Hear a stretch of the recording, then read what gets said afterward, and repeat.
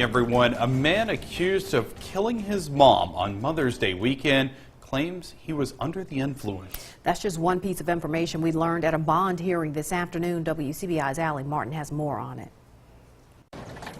Antonio Gladney walked handcuffed and shackled from a Lee County Sheriff's Patrol unit into Justice Court.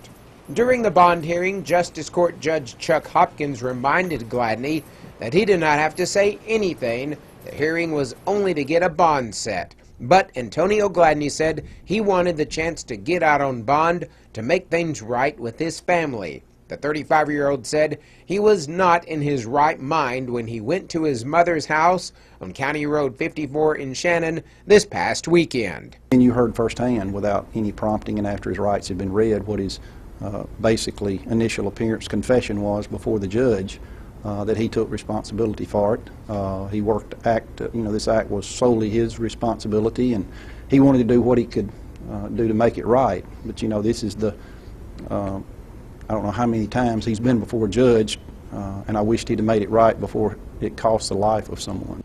Sheriff Johnson was referring to Antonio Gladney's lengthy criminal record. Since the age of 20, he's been in prison on felony charges, including strong-armed robbery, aggravated assault, burglary, grand larceny, receiving stolen property, fleeing a law enforcement officer, and parole violation. Still, he's been released early on several occasions. Gladney's bond was set at $5 million, and the sheriff says the charges could change. We're looking into seeing if there was anything taken from the house. If it was, then this act could have possibly been done in the commission of another crime of murder, and that would make it a capital offense. Although he was talkative during the hearing, Gladney did not have anything to say on his way out of Justice Court. So you were under the influence of drugs when this happened? The case will go before the next grand jury. In Tupelo, I'm Allie Martin, WCBI News.